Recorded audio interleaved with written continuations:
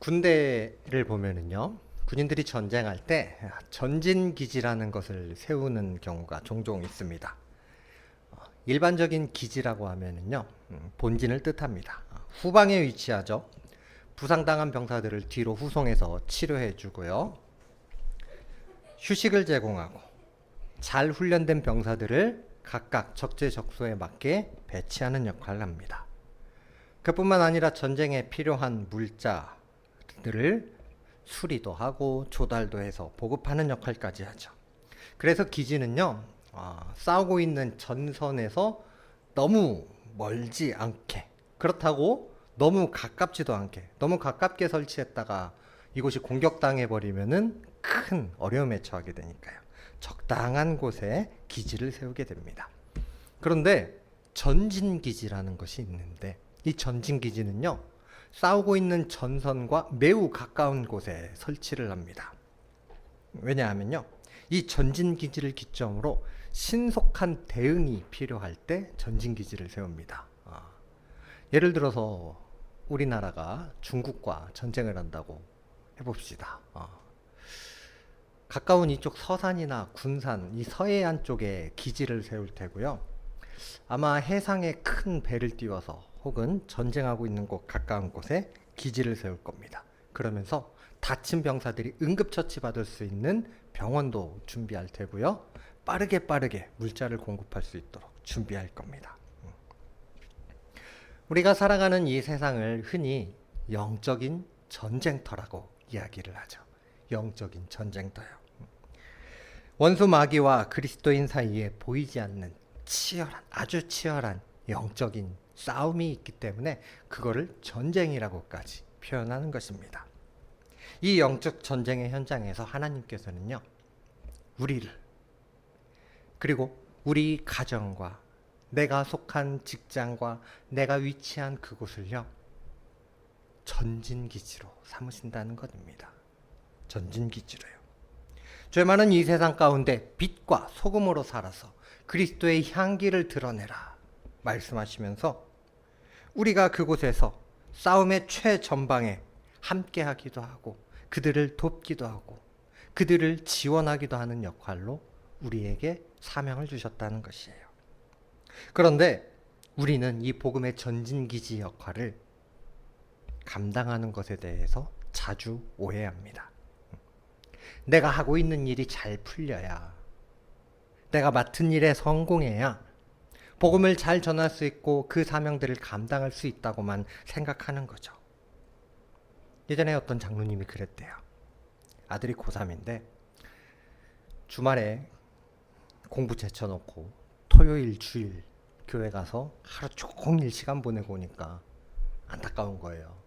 고3인데 이 녀석이 공부해서 좋은 대학 가야 할 거 아니에요. 아들을 불러놓고 어느 날은, 이놈아, 네가 지금 교회에서 그렇게 많이 시간 보낼 때냐? 너 대학 떨어지면 네 망신이고 내 망신이고 우리 가문 망신이고 교회 망신이다. 예수님 망신이다. 앞으로 1년 동안은 죽었다 생각하고 예배만 드리고 교회는 얼씬도 하지 마. 가서 공부 열심히 해. 네가 대학 가고 성공해야 하나님께 영광이야. 대학을 나와야만 하나님께 영광입니까? 대학 떨어지면 그러면 하나님이 망신당하는 거예요? 무슨 해괴망측한 논리입니까? 이렇게 극단적인 경우는 드물겠지만 실제로 많은 사람들은 내가 성공해야 하나님의 일을 감당할 수 있다. 내가 돈 많이 벌어야 복음을 전할 수 있다. 내가 좋은 대학 가야, 내가 돈 많이 벌어 사업에 성공해야 내게 맡겨진 사명 감당할 수 있다. 오해하고 착각하고 그렇게 살아갑니다. 오늘 저희가 함께 읽은 빌립보서의 말씀은 사도 바울이 기록한 편지입니다. 그런데 사도 바울이 기록한 여러 편지들 중에 오늘 읽은 빌립보서와 에베소서, 골로새서, 빌레몬서 요 4개의 편지는요, 특별히 옥중서신이라고 분류해서 이야기합니다. 옥중서신, 옥중, 바울이 감옥에 있을 때 기록해서 보낸 편지라는 의미입니다. 그러니까 지금 이 빌립보서를 써서 보내는 바울은요, 감옥에 갇혀 있는 상태예요. 이 바울이 갇힌 감옥, 저희가 생각하는 감옥과는 사실 조금 다른 형태의 감옥입니다. 왜냐하면 지금 바울은요, 재판을 받아서 죄인이 되었고 감옥에 갇힌 상태가 아니라 재판받기 위해 기다리고 있는 상태예요. 바울은 우리가 잘 알고 있다시피 로마의 시민권을 가지고 있는 사람이었죠. 그래서 이 로마의 시민권을 가진 사람은요, 정식으로 재판을 받기 전까지 그를 죄인으로 취급할 수가 없었습니다. 그런데 그럼 죄인이 아니니까 우리가 붙잡아둘 수 없지 하고 가만히 놔둘 수는 없죠. 이 사람이 도망갈 수도 있으니까요. 그래서 로마는 이러한 사람들을 위한 특별한 제도를 운영합니다. 뭐냐면은 쿠스토디아 밀리타리스라는 형태의 제도를 운영했어요. 조금 있어 보이려고 어려운 말 써봤어요. 무슨 형태냐면요, 우리말로 번역해보면 가택연금 정도 될 거예요. 이 사람이 죄를 지은 거는 맞는 것 같은데 아직 재판을 안 받았으니까 정식 죄인은 아니에요. 그렇다고 풀어줄 수는 없으니까 집을 하나 얻어서 거기에서 떠나지 못하도록 제도화 시켜놓은 겁니다. 단, 네 돈으로 집을 얻어야 돼. 그리고 먹고 사는 것도 네가 해결해야 돼. 집 밖으로 절대 나올 수 없어 하면서 한쪽 손에는 한 2m 정도 되는 긴 쇠사슬로 묶어놓고요, 24시간 군인들이 교대해 가면서 이 사람이 집 밖으로 나오나 안 나오나 감시합니다. 그러면 이게 집안에서만 자유롭지 감옥이나 매한가지잖아요. 그래서 그 사람들에게 조금 혜택을 부여해 주는데요, 누구든지 자유롭게 면회 올 수 있어요. 누구든지 자유롭게 면회 올 수도 있고요, 편지도 마음대로 쓰고 교류할 수가 있어요. 혼자 자기의 의식주를 다 해결해야 되는데 보통 1, 2년 정도 걸리는데 월세도 내야죠, 밥도 먹어야 되죠, 이것저것 해야 되죠. 거기 갇혀 있는데 돈을 어디서 구해요? 그래서 사람들이 많이 후원을 해주었던 거죠. 이때 바울이 자주 만났던 사람, 디모데라든지 에바브로디도, 누가, 마가와 같은 사람들이 있습니다. 그러면 어떤 사람들은 또 그럴 거예요. 그 정도면 괜찮네, 살만하네, 돈도 누가 알아서 다 후원해주지, 먹고 살만하지, 혼자. 그래도 감옥이에요. 굉장히 불편했을 거예요. 작은 셋집에 밖에 나가지도 못하고 항상 군인들의 감시 속에 있었어야 하니까요. 완전히 죄인이 되어 감옥에 갇힌 것은 아니지만 그에 준하는 상태에 처한 바울이었습니다. 이러한 바울은 앞서 우리가 이야기했던 그 관점에서 살펴본다면 지금 바울은 실패해 있습니다. 넘어진 상태입니다. 복음을 전하다가 고꾸라졌어요. 그리고 그 상태로 인해 더 이상 복음을 전하지 못하고 있고 예수의 이름에 먹칠하고 있는 것처럼 보입니다. 그런데 바울은요, 이 빌립보 교회에 편지하며 기쁨이라 이야기합니다. 자신이 지금 이곳에 있는 것이 여기에서 복음의 전진기지 역할을 하고 있다 이야기합니다. 어떻게 감옥 같은 곳에서 기쁠 수가 있을까요? 그곳에서도 어떻게 복음을 전하는 전진기지의 역할을 할 수 있을까요? 남들의 도움이 없이는 생활할 수 없는 상태인데요. 우리 함께 말씀을 나눠봅시다. 바울은 먼저 12절에서 형제들아, 내가 당한 일이 도리어 복음 전파의 진전이 된 줄을 너희가 알기 원하노라 하고 이야기했습니다. 내가 당한 일, 즉 지금 내가 감옥에 갇힌 것을 많은 사람들은 실패했다, 바울 내가 그럴 줄 알았다, 저 바울 때문에 교회와 예수님께 망신살 뻗쳤다 이야기하지만 오히려 이것이 복음 전파의 진전이 되었다는 겁니다. 진전이요. 13절에서 나의 매임이 그리스도 안에서 모든 시위대 안과 그 밖의 모든 사람에게 나타났기 때문이라 이야기합니다. 이 말은 무슨 이야기냐면요, 그리스도 안에서 모든 시위대 안과 밖의 모든 사람에게 나타났다. 내가 여기에 갇혀 있지만 오히려 여기 갇힌 일 때문에 로마의 군인들을 만날 수 있었고요. 그들을 통해서 더 높은 상급자, 귀족들도 만날 수 있었고 장교들을 만날 수 있었고 활발하게 복음을 전할 수 있었다는 것입니다.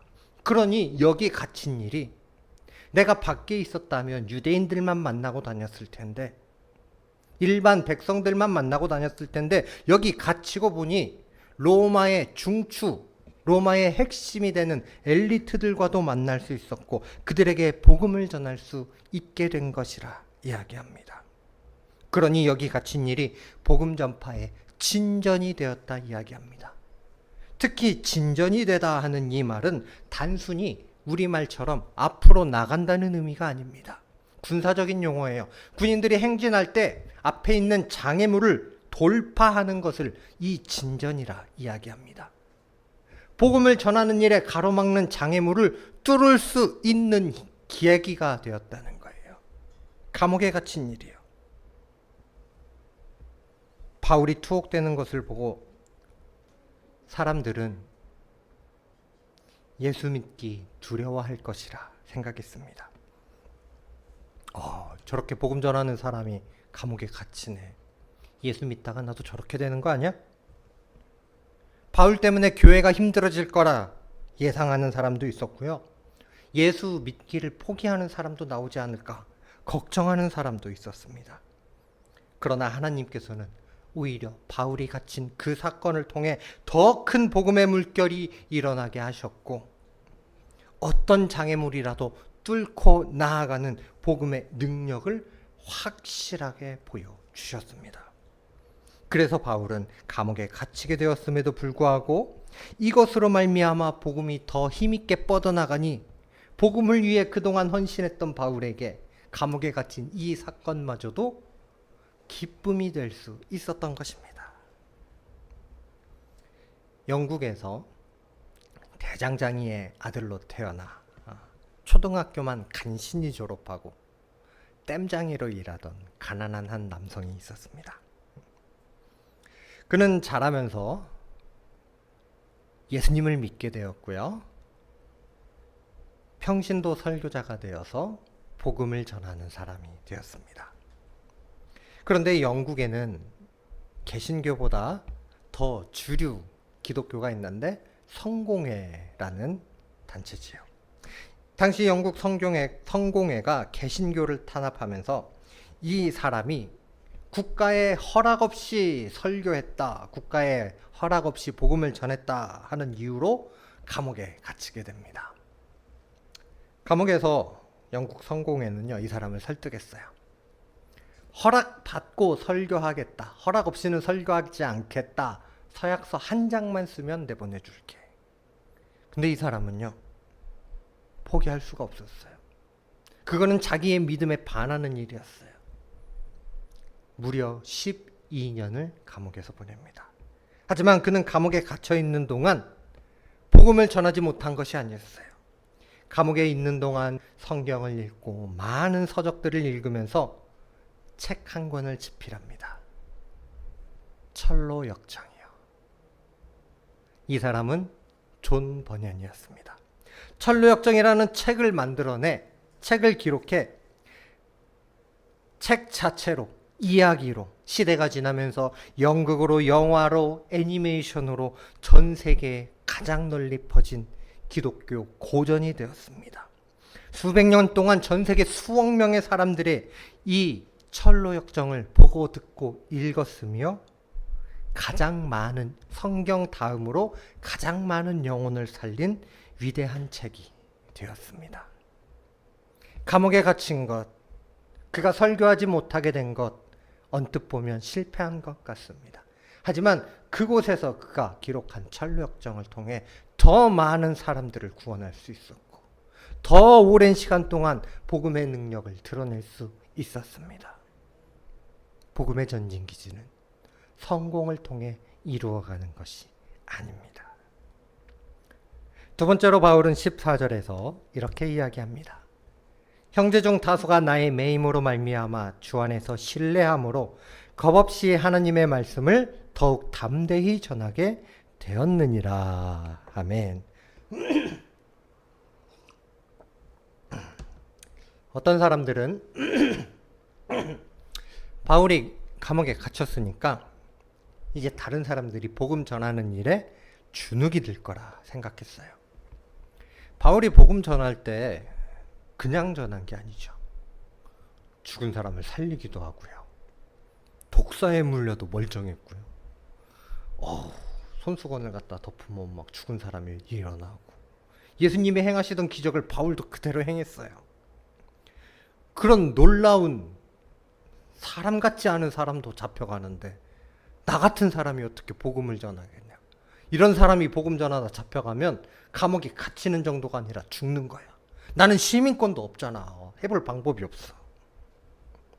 그런데 오히려 바울이 당하는 그 고난을 보고 더욱 담대히 복음을 전하는 사람들이 많아졌다는 것입니다. 바울이 매인 것을 보고 낙심하고 그것을 보고 두려워하는 것이 아니라 오히려 도전을 받았던 거예요.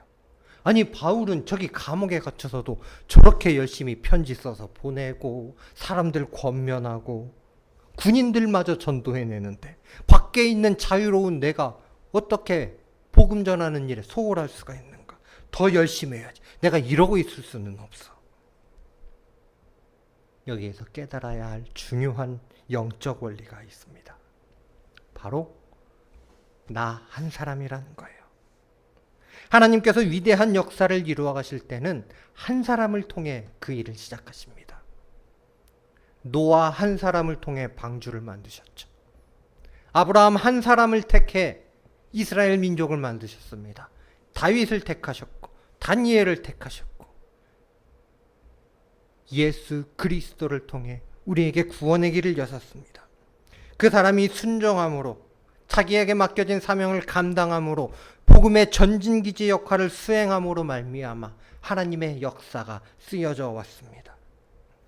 바울의 순종과 희생이 더 많은 사람들이 복음을 들고 담대하게 나아가게 했으며 그 사람들의 희생이 교회의 부흥을 이끌어냈고 성도들의 기쁨과 감사를 만들어냈습니다.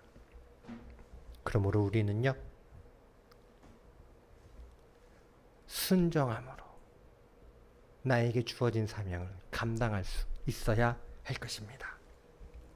세 번째로 바울은 18절에 이렇게 이야기합니다. 그러면 무엇이냐? 거칠애로 하나 참으로 하나 무슨 방도로 하든지 전파되는 것은 그리스도니 이로써 나는 기뻐하고 또한 기뻐하노라. 아멘. 당시 복음을 전하던 사람들은 바울만 있었던 게 아니지요. 예수님의 제자들도 있었고요. 바울도 있었고요. 그 제자들과 바울에게 배운 다음 2대 제자들도 있었고요. 전도받은 사람들도 있었을 거예요. 많은 사람들이 복음을 전하고 있었는데 그 중에는 바울과 생각이 달랐던 사람들도 있어요. 생각과 뜻이 다를 뿐만 아니라 바울과 경쟁 관계에 있었던 사람도 있습니다. 경쟁하다 보니 시기하기도 하고요. 질투하기도 하고요. 때로는 미워하는 소리도 했을 겁니다. 그런데 바울이 감옥에 갇혔네? 지금이 기회다. 이 사람들은 생각했어요. 지금 바울이 저기에서 복음 전하지 못하니까 우리가 열심히 복음을 전하면 바울을 이길 수 있을 거야. 우리가 더 큰 교회 이루고 더 큰 세력을 이루어서 초대 교회의 주류가 될 수 있을 거야. 생각했던 사람도 있었습니다. 예수님의 지상명령을 수행하고 땅끝까지 복음을 전하고 많은 영혼을 구원하는 것이 목적이 아니라 조금 불순한 의도로 복음을 전했던 거지요. 그러나 바울은요, 그 사람들의 그러한 말과 행동에 상처받는 것이 아니라 오히려 하나님께 감사했고요. 기뻐하고 또한 기뻐하노라 이야기했습니다. 왜냐하면 내가 못하는 일을 지금 저 사람들이 대신하고 있잖아요. 내가 예수를 전하지 못하니까 저 사람들이 더 열심히 예수를 전하는 거예요. 거칠애로 하고 있어요. 순수한 동기, 예수님께서 우리에게 주신 그 본래 사명이 아니라 자신들의 다른 목적을 가지고 복음을 전하고 있어요. 하지만 오히려 그를 통해서 예수 그리스도가 전파되고 그 영혼들이 구원받고 있으니 바울은 기뻐했던 것입니다. 복음의 전진기지가 되기 위해서는요, 나를 내려놓을 줄도 알아야 합니다. 복음을 전하는 일로 그와 관련된 일을 행함으로 내가 영광받고 내 이름을 드러내는 것이 아니라 예수 그리스도만 드러나야 한다는 것이지요. 미국의 유명한 부흥 강사 목사님이었던 무디 목사님이 있습니다. 무디 목사님이 전하는 설교를 듣고 많은 사람들이 회심하고 예수님을 믿게 되었는데, 이 무디 목사님을 시기하는 한 젊은 목사님이 계셨어요. 이 젊은 목사님은 무디 목사님이 미웠어요. 그래가지고요, 무디 목사님의 설교집을 구해가지고 거기에 많은 신학적 오류가 있다면서 무디 목사님이 실수한 것들, 혹은 이렇게 계속 몇 시간 동안 설교하다 보면 말이 헛나올 수도 있고 잘못할 수도 있잖아요. 그런 내용들을 다 샅샅이 뒤져가지고요, 책자도 만들고 전단도 만들어서 사람들한테 나눠주는 거야. 그러면서 무디 목사님 안 돼, 잘못됐어, 그 설교 들으면 안 돼, 나한테 와 하면서 막 했던 거예요. 무디 목사님은 이러한 책과 전단지가 다닌다는 걸 알면서도 그 젊은 목사와 다투려 하지 않았습니다. 오히려 묵묵히 기도하며 더 열심히 말씀을 준비하고 복음을 전했습니다. 그때 놀라운 일이 일어났습니다. 무디 목사님의 잘못을 찝어내고 무디 목사님을 비판하기 위해 만든 이 전단지를 보고 사람들이 오히려 예수님을 믿기 시작하는 거예요. 왜냐하면 무디 목사님의 잘못을 찝어내기 위해서는 그 설교 내용을 기록해 놔야 하잖아요. 그 내용을 보고 회심하면서 예수님을 믿게 된 거예요. 유명한 목사님, 잘 나가는 목사님을 비판하려고 만든 책자인데 그거 보고 사람들이 예수님을 믿게 시작했던 거죠. 내 계획이 무너지고 내 노력이 수포로 돌아가고 엉망이 되는 것 같아도 예수 그리스도만 전파된다면 그것은 나의 기쁨이고 우리의 기쁨이고 하나님께 영광이 되는 것입니다. 여러분, 복음의 전진기지는요, 화려한 왕궁도 아니고요, 성공의 자리, 높은 자리도 아닙니다. 오히려 싸움터와 가깝기 때문에 위험한 장소가 될 수도 있고요, 지저분한 장소가 될 수도 있고요, 낮은 장소가 될 수도 있습니다. 오늘 바울에게는 그곳이 감옥이었고요. 하지만 고난은 복음을 멈추게 할 수 없으며 우리의 믿음은 다른 이들을 일깨우고 나의 연약함을 통해 오직 예수께서 높임을 받으신다는 사실을 알고 있어야 합니다. 우리의 감옥은 어디일까요? 물질력? 깨진 인간관계?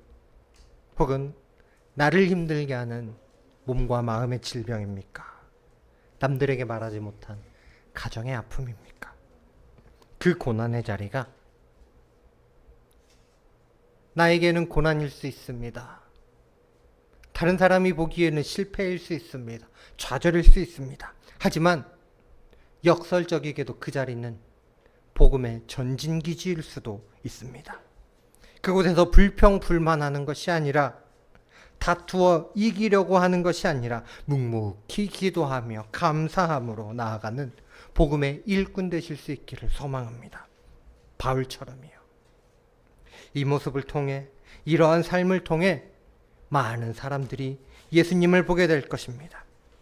내 가정과 직장이, 처한 환경이 복음의 전진기지라는 것을 꼭 기억하시면서 예수를 널리 전하고 하나님께 영광 올려드리고 맡은 바 사명을 감당함으로 말미암아 하나님께 칭찬받는 우리 성민 가족 되시기를 주님의 이름으로 축복합니다.